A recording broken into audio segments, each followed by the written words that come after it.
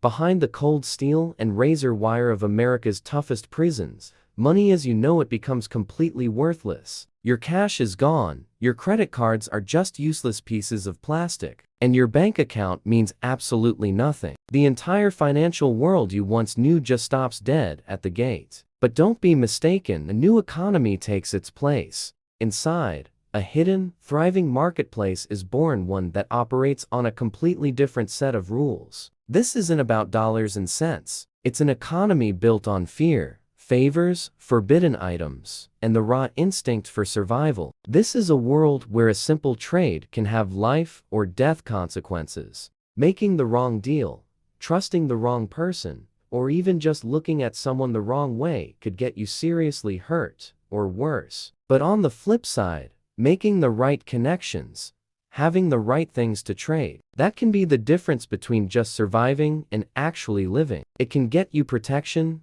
better food, or a small piece of comfort in an otherwise brutal environment. And in this high-stakes game, there was one inmate who seemed to have mastered it all. To the guards, he was just another name on a roster, Torres, but to the prisoners, he was a key player, a man who understood the complex web of this underground system better than anyone else. He knew how to navigate the dangers, who to trust, and how to get what he wanted. Torres was more than just a survivor. He was a kingpin in this hidden world. He wasn't just trading for an extra pack of ramen or a couple of cigarettes. He was moving things that could shift the entire power balance of the cell block. He was orchestrating deals that made him both feared and respected, building an empire that the prison administration had no idea even existed. He seemed untouchable, a master of his domain. That is, until the night his luck finally ran out. When guards found his body, it wasn't just another casualty of prison life. It was the start of an investigation that would pull back the curtain on the secret economy.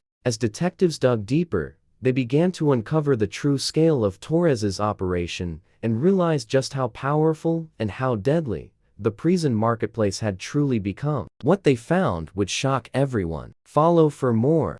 They found him face down on the cold concrete of cell block C. No blood, no weapon, no signs of a struggle. Just a man who wasn't supposed to die, not like that.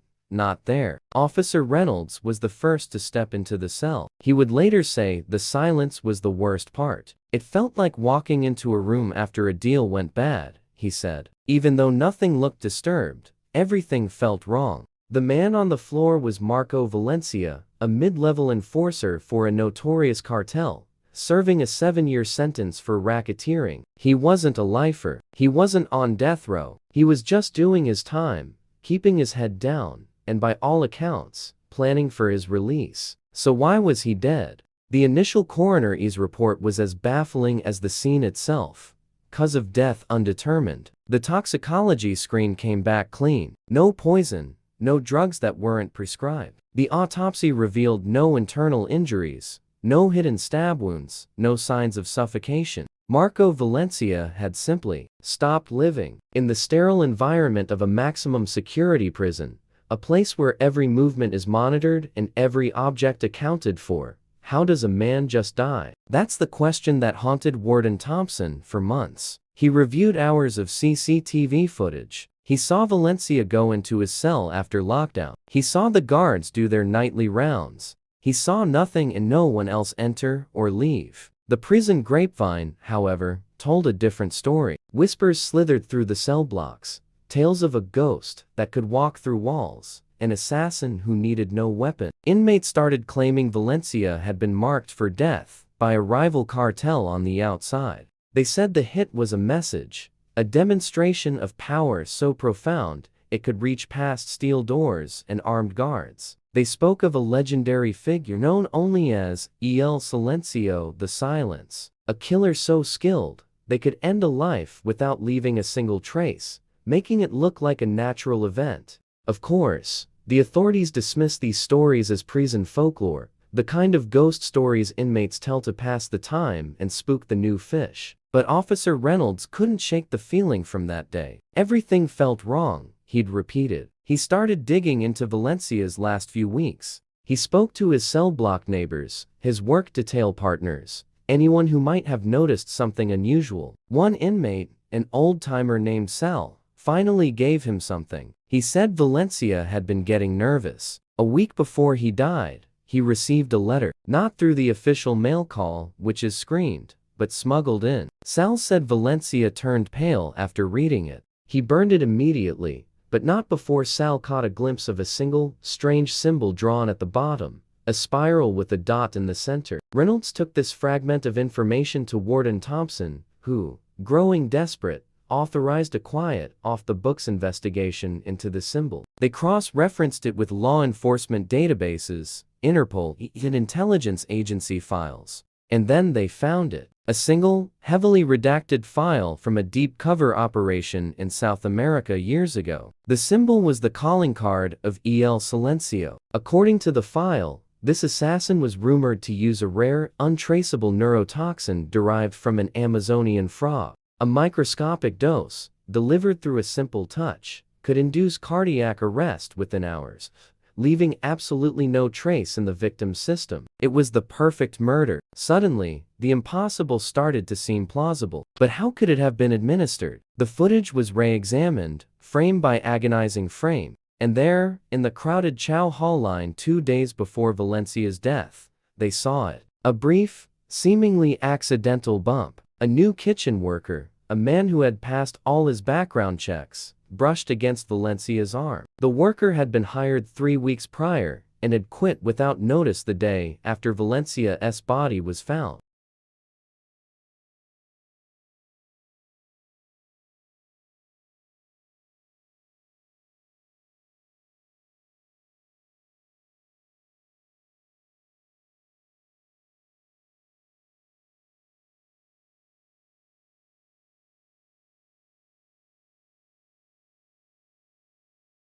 But for the few who know the real story, it serves as a chilling reminder that some walls aren't high enough, and some locks can't keep death out.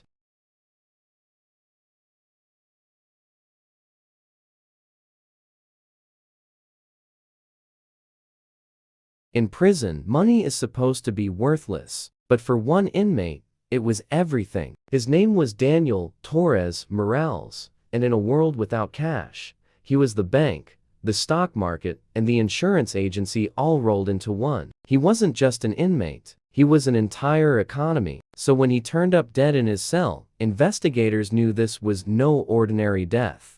Across the US prison system, a hidden economy thrives. Inmates trade what they can get.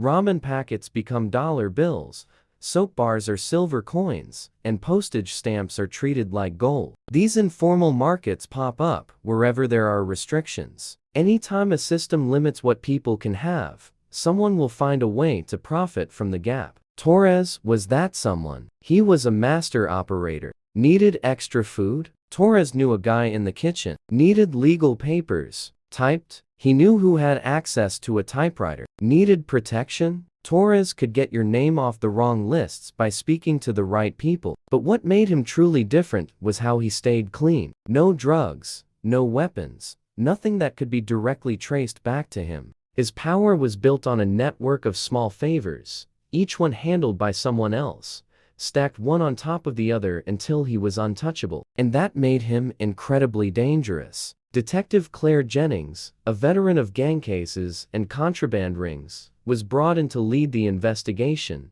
but this was unlike anything she'd seen before. There were no signs of a struggle, no evidence of violence. The medical report came back with the cause of death that rarely makes headlines: a heart attack. There was just one problem. Torres had no history of heart trouble. In fact, a prison doctor had given him a clean bill of health just 3 weeks earlier. Jennings searched his cell. It was spotless. A neatly folded uniform, stack of legal papers, a Bible, and a worn-out pillow. It looked like the cell of a model inmate, not a man who ran the prison's underground. But then, tucked behind his mattress, she found something the guards had missed. It was a small strip of paper, torn from a commissary receipt. On it was a list: 4 ramen packets, 2 tuna pouches, 3 honey buns, 5 stamps. To an outsider, it looked like a simple grocery list, but to Jennings, it was a ledger. Every item was a form of currency inside these walls. In some facilities,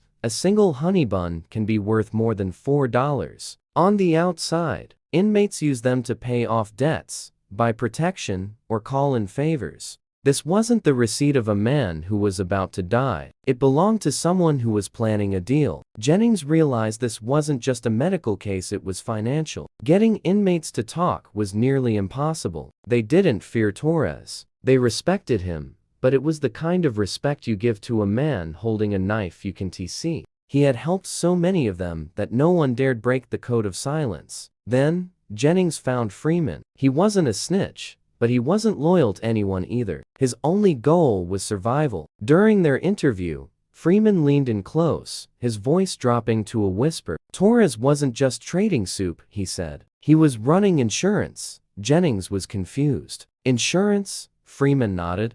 Inside, everything has a price. You get on the wrong guards list? That costs. You mess with the wrong inmate? That costs too. Torres figured out how to protect people without needing a gang. He made quiet deals and kept records. If you owed him, you paid. If you couldn't, someone else paid for you. Jennings asked the obvious question. Where are the records? Freeman's eyes darted around the room. That's what someone killed him for. Those records. They weren't in his cell, but before she could push him for more, Freeman delivered the line that changed everything. The night before he died, Torres told me he was about to expose someone big. The case suddenly felt much larger. This wasn't just about an inmate who died in his cell. It was about a secret so dangerous that someone was willing to kill to keep it buried. What could Torres have been planning to expose? Before anyone could answer that question, a discovery brought the investigation to a dead stop. In a locked and sealed maintenance tunnel beneath cell block C, a guard found a small metal box. Inside was a ledger, and the very first name on the list wasn't an inmate, it was a guard. The corruption didn't just run through the cell blocks, it ran through the people paid to watch over them. And now, Jennings knew she wasn't just solving a murder, she was uncovering a conspiracy that could bring the entire prison down. The moment Detective Claire Jennings opened the metal ledger, the stale air in the maintenance tunnel seemed to thicken. Dust drifted in thin beams of yellow light. The guard who found it, Officer Grant, shifted nervously behind her, as if simply being near the box might implicate him in whatever it contained. Jennings didn't speak. She flipped the first page slowly, her gloved finger tracing the careful handwriting. Torres had written in tight, controlled letters, no wasted ink, no scribbles. No mistakes. Each line represented a trade, a credit, a debt. But these weren't small trades like ramen or instant coffee. These were larger, more dangerous exchanges. The first entry read, Caldwell access to C block office. Payment cleared, 12 stamps. Caldwell wasn't just anybody. Officer Dennis Caldwell had worked in the facility for 17 years. Clean record, 0 disciplinary issues. Known for being strict, but fair. Jennings' pulse quickened. If Caldwell was involved, this case had just crossed a line few investigators ever dared to touch. She flipped to the next page. R. Turner passage through gate 3B. Payment partial 8 mackerel packets. Jennings recognized the name immediately. Ronald Turner, another officer. The pattern was forming fast. The prison economy wasn't just an inmate survival system. It had infected the staff. Jennings snapped the book shut. No one touches this, she told Grant. Not the warden. Not internal affairs. Nobody. I need to see Caldwell now. But Caldwell wasn't at his post. He wasn't in the break room, the staff wing, or anywhere within the facility. The moment his name had been discovered, Caldwell had disappeared. Not checked out. Not on leave. Gone. It was the first sign that Torres' death had triggered panic. Back in the interview room, Jennings sat across from Warden Ellison, a man whose face always seemed carved from stone, stern, expressionless. His voice rarely rose above a quiet rumble. Years of balancing chaos had made him unreadable. So you're telling me, he said, that an inmate has been keeping financial records involving my officers? Jennings placed the closed metal box on the table, but kept her hand on it, a silent signal. You don't touch this. Not financial records, she corrected. A parallel system. Favors, access, permissions. Bartering. Your officers have been participating in the inmate-run economy. Some may even be intentionally feeding it. Ellison leaned back. Every prison has an underground economy, detective. Food trades, stamps, services. That doesn't mean my staff is involved. Jennings held his stare. Caldwell fled the building the moment his name came up. For the first time, Ellison's jaw tightened. Do you have proof the ledger is accurate? He asked. Jennings opened the book to the last page. The final entry was written differently, more rushed, less controlled. They found out. Someone tipped them. If I go down, the whole thing goes down. Protect the ledger. Torres underneath it, a final scribbled line. Caldwell knows. Ellison exhaled slowly through his nose. What do you need? Jennings didn't hesitate. Every log of Caldwell's movements in the last 48 hours. Every camera angle he passed. And internal communication access. Outside the office, alarms suddenly blared sharp, echoing sirens bouncing through the corridors. Officers ran past in a blur. Grant sprinted toward Jennings. Detective, you need to come to the yard now. She followed him through the gates until the sunlight hit her eyes. In the middle of the prison yard stood a group of officers surrounding a bench. Inmate Freeman, the one who hinted about Torres' insurance, was slumped over, unmoving. Jennings muttered, "No, not now." Freeman wasn't dead, but close. His breathing was shallow, uneven. A medical officer knelt beside him, holding up a small empty packet. Spice, the medic said. Synthetic cannabis. This stuff hits hard. Jennings' mind raced. Freeman wasn't a drug user. He told her that himself. Synthetic drugs often entered prisons through mail or corrupt staff, another piece of the underground economy. Someone had silenced him. Someone who didn't want him talking. Back inside, Jennings reviewed the yard camera footage. And there, only minutes before Freeman collapsed, she saw a figure passing behind the bench, head down, wearing a hoodie normally forbidden in the yard. She zoomed in. Hoodie, sunglasses, gloves. But the walk gave him away. Officers develop a certain posture, shoulders squared, steps brisk, controlled. Jennings whispered, "That's Caldwell. He'd come back. Not to flee, but to finish tying loose ends." Jennings immediately ordered a lockdown. Gates slammed, doors buzzed, lights flickered to emergency modes. Every inmate shoved into cells. Every officer accounted for, except one. Caldwell. He'd vanished again, but this time, not out of panic, out of strategy. Because he knew the facility better than anyone. Every blind spot, every camera glitch, every unguarded exit. Jennings rushed back to the maintenance tunnel, the last place the ledger had been found. And her stomach dropped. The metal box was still there, but the ledger inside was gone. Only a single torn page remained. One line written in Torres' hand. If you're reading this, it's already started. Jennings tightened her grip on the page. This wasn't about an inmate hustling for food. This was a full-blown operation involving staff, contraband, power, and control. And now, Caldwell was on the run inside the very prison meant to contain him. Jennings knew then, the underground economy hadn't just fueled Torres' rise. It had fueled a conspiracy. And the man who killed Torres wasn't done. Not even close.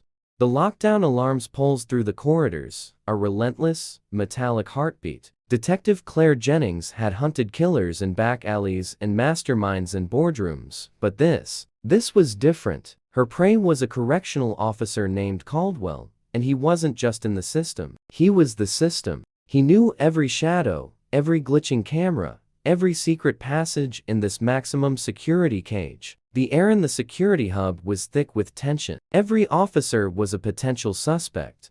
Every friendly face a mask. Caldwell wasn't just a rogue officer. He was a ghost. With a set of keys, he could walk up to any guard, and they wouldn't know he was the threat until it was too late. An officer named Grant, his hands shaking, called her over to a monitor. "Detective, look." On the grainy screen, Caldwell moved through a restricted electrical corridor, a backpack slung over his shoulder. Officers weren't allowed personal bags. The camera feed flickered, and when it came back, he was gone. Jennings's blood ran cold. "He knows the dead zones," she said, her voice low. He'd mapped the prison's blind spots. The backpack could only mean one thing.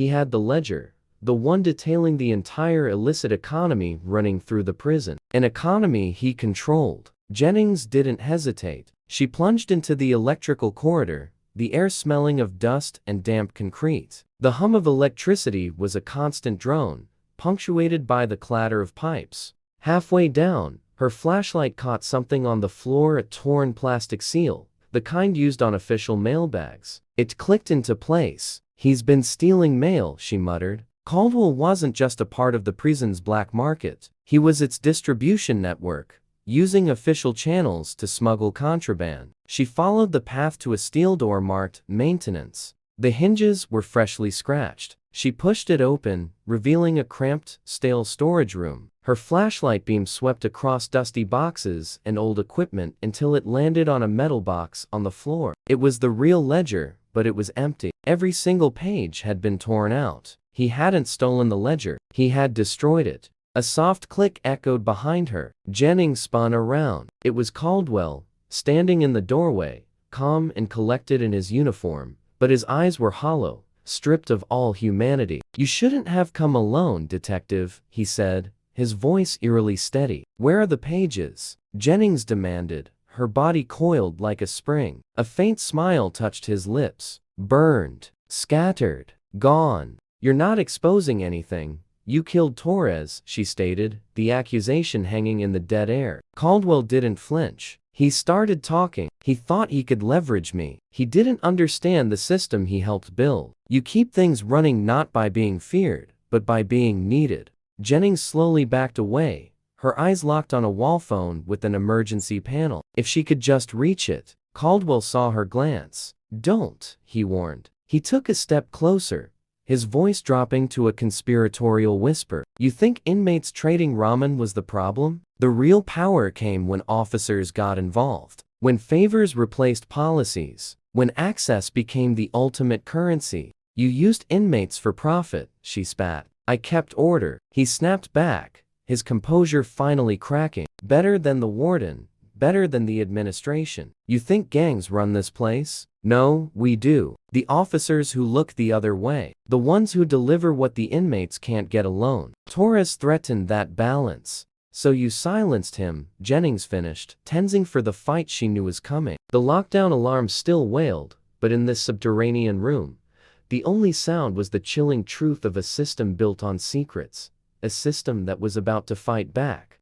Caldwell's jaw tightened. Torres wasn't innocent. He knew the risk. He understood the game. But he wanted out. And you know what happens when people try to leave a system built on secrets. The air in the room felt thick, heavy. Jennings felt the weight of it all closing in, the metal shelves like a cage. She knew, with chilling certainty, that if she didn't act fast, she wouldn't leave this maintenance room alive. Her eyes darted over Caldwell's shoulder, scanning the shelves. Cleaning supplies, chemical solvents, and a fire extinguisher. That was it. She made her choice. In a split second, Jennings dove for the extinguisher. Caldwell lunged at the exact same moment. They collided with a deafening crash, slamming into the metal shelving. Boxes tumbled down, their contents spilling across the grimy floor. The flashlight clattered away, its beam skittering across the concrete, before extinguishing, plunging them into near-total darkness. In the blackness, Jennings swung wildly with the first thing her hand found.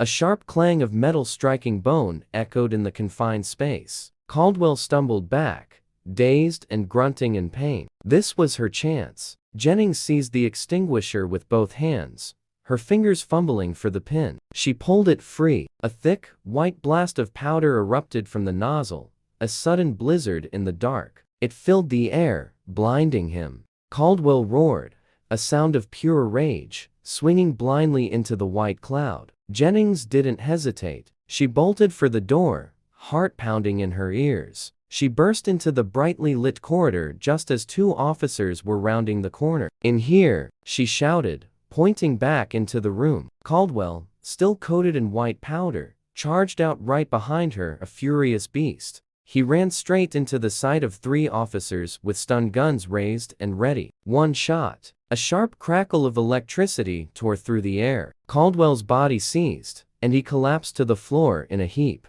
Jennings finally exhaled, a long, shuddering breath. She looked down at her hands. They were trembling. It was over. Later, sitting in the warden's office, the adrenaline had faded, leaving a cold exhaustion in its place. Jennings stared at the single torn page that Torres had left behind. The words seemed to mock her. If you're reading this, it's already started.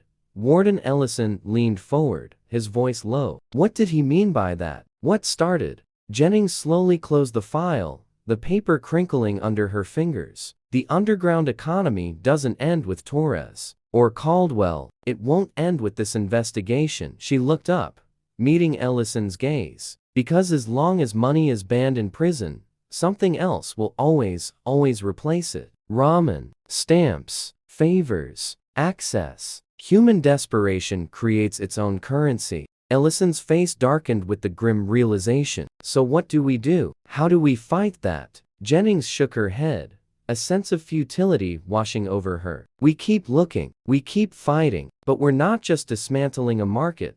She pushed her chair back and stood, the movement feeling heavy. We're dismantling a culture. As she walked out of the warden's office and down the long, sterile hallway, her phone buzzed in her pocket. She pulled it out, a new message from Internal Affairs. Her blood ran cold as she read the words on the screen. Another officer just turned himself in. Claims Caldwell wasn't the only one involved. Jennings stopped dead in her tracks. The story wasn't over. It wasn't even close. If you think the story was intense, you are not ready for what's coming next. Make sure you subscribe so you don't miss a single moment.